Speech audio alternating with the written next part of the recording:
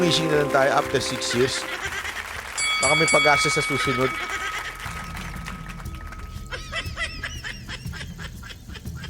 Anyway, ito. Ito,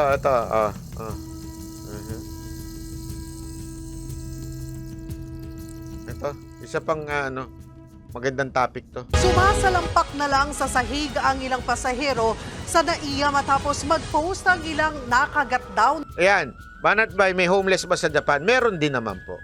Pero malalim ang story ng mga homeless sa Japan. It's not because, actually marami sa kanila na depressed because of families. Kasi yun naman ang weakness ng Japan. Families. Panoorin nyo sa YouTube yun. Marami sa kanilang iniwan. Nung iniwan na na-depress, yung iba pa nga nag-attempt na kung ano-ano, and eventually uminom na lang ng uminom hanggang naging homeless na. Pero hindi naman ganun kadami. Nakatulad sa San Francisco.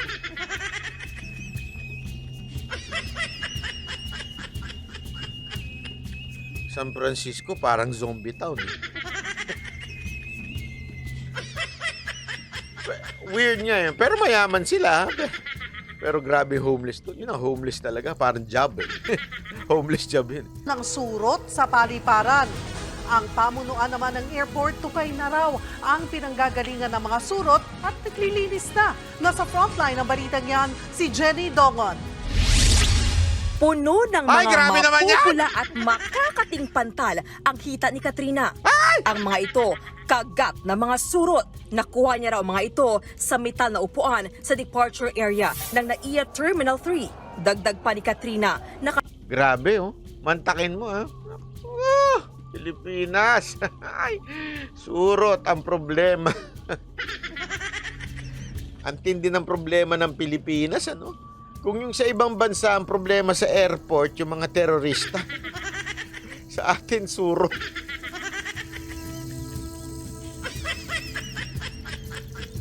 Painamin yung San Miguel yan. Baka bakaling mawala. short siya nang umupo nang bigla na lang nangati ang likod ng kanyang hita. Ganyan din ang sinapit ni Sarah sa NAIA Terminal 3 nang umupo sa metal bench ng terminal. Malalaking pantal at namumula sa sobrang kati at sakit, nagtungo na siya sa klinik ng airport at inireklamo ang nangyari. Agad namang tinanggal ang upuang pinamumugaran ng mga surot. Meron daw pasaherong umupo sa ratan chair at sinurot. Ang problema, sumama sa kanilang bahay ang surot na nakuha sa airport. Nagsorry naman ang Yun, yan ang problema, sumasama ang surot. Alam mo, yung galing sa NAIA yan, umuwi siya. Kaya kasi nadadala yan yung surot na papupunta sa damit mo, kaya sa ano mo, tapos sa bag mo, pwede pa sumuot yun. Pagdala niya sa bahay, nadala niya, di ba? Ang bilis mga anak niya, mga surot na yan. Dumami. Tapos pumasok siya sa opisina, sa Congress. Andun, dumami ngayon yung surot doon sa Congress. Sa House, sa Representative, yung mga surot doon. Actually, hindi naman mga congressman yun. Mga surot yun na naging congressman.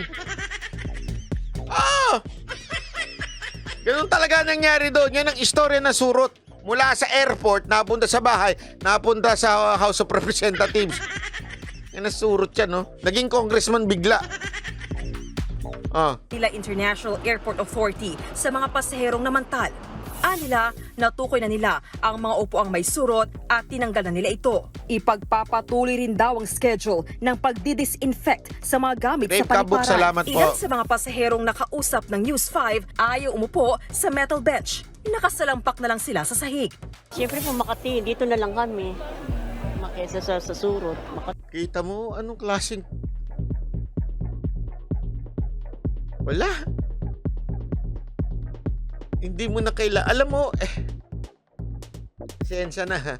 Pero, yung mga iniisip ng mga ensimada vlogger, ba't yung ba sinisiraan ng gobyerno ni Marcos? Hindi namin sinisiraan. Paninira ba to? Mga gunggong ba kayo?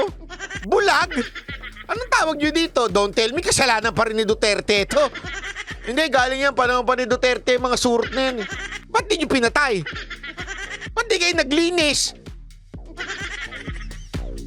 Kaya nga alam nyo, kayo mga ensimada vlogger, na tagapagtanggol, wag nyo kaming ang problema kasi, yung mga ganyang bagay, simple-simple sa, ano ba naman, pagtatanggol nyo pa yung sekretary na yan. Yung sekretary na, hindi ko alam kung ano ginagawa sa buhay. Surot lang, simple-simpleng problema. Yun eh. Ang mura lang niya, bilang ko kaya kayo dyan, pang Lazada lang yan, mura-mura lang, pang spray na surot eh. Sana malagyan ng magandang upuan na hindi nasusurutin. Para hindi kami nakaupo sa sahig. Ayon naman sa isang eksperto, hindi dapat binabaliwala ang kagat ng surot dahil kapag lumala ito at hindi naagapan, maaari mo itong ikamatay. They are not known to have been transmitting. Naks naman, si Poging Vlogger, Dr. Vlogger. Oh, ayos yan. Di ba? Sabi ko sa'yo, success ang pagko-content. Ngayon, ini-interview na siya. Yan lang dapat. Tuloy-tuloy lang. Disease. However, ang pinaka-problema natin dyan, pwede magkaroon ka na tinatawag natin na allergic reactions. Yung mga allergic reactions, kapag sobrang maging severe sila, pwede kang magkaroon ng tinatawag natin na anaphylactic shock. Ito yung severe form of allergy na pwede magkaroon ng problema sa lungs mo, pwede kang mahirapan huminga, pwede nga mamatay yung tao doon. Payo ni Doc Dex, iwasang kamuti ng sugat dahil maaaring magkaroon ng secondary infection. Ang tanong, saan ba nagagaling ang mga surot? Ayon sa isang cleaning company, galing ang mga surot sa mga lumang gamit, lumang bahay at maruruming lugar. Mabilis itong kumalat at isa sa gusto nitong pamugaran ang mga matataong lugar. Yung airport is a transient facility na kung saan iba-ibang tao, possible galing sa mga yung mga hotels, for example, yung lumang hotels, ganyan. Sometimes, ganun nangyari. So, nadadala nila doon. Tapos, gumagapang na lang yan sa mga upuan. Kahit still, pwede magkaroon ng ganun. Minsan, pagka bumiyahe ka, sumasama sa damit, sa mga maleta mo. Kaya, delikado talaga yan sa kalusugan, lalo na sa mga bata. Ang nakakatakot, mabilis dumami ang surot kahit paitlog lang ang madala mo sa iyong bahay, opisina o kung saan man. Oras na may makitang surot, agad labahan sa mainit na tubig ang inyong mga gamit, gaya ng mga upuan, unan, kumot at mismong higaan. Pwede rin niyang ibilad sa araw. Pero kung sobrang dami na ng mga surot, magpasaklolo na sa Pest Control Company. Yon! Sana ipin-remote mo na. Hindi. Alam mo, Lazada lang yan. Shopee lang yan. May maraming pang-spray yan ng surot. O kaya ihi ng aso, pwede na yan. Ipinakita sa amin ng eksperto kung paano nila nililinis ang mga gamit na may surot. Bed natin, siyempre, mamahalin din yun. Hindi naman natin pwedeng basta itapon. So, kung chemical naman agad, medyo may amoy yun. So, ito ang solution natin. 150 degrees Celsius ng init to kill yung mga eggs, bed bugs, dulo ng yung mga may spring na mga bed. Huwag mong mamadaliin. Nagbabalita mula sa Frontline, Jenny Dongon, News 5. Mga kapatid, Cheryl Cosim po. Ibabad mo lang sa mainit na tubig. Paano ba alisin ang surot sa Kongreso? Ilagay si Pangulong Duterte. Yo! Para mawala ang surot.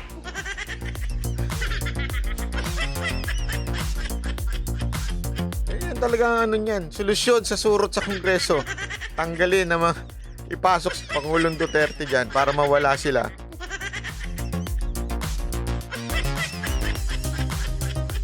Ay, nako, na-connect pa ni. Ibanat ba yung surot? Ito. Ano ba ba? Ito.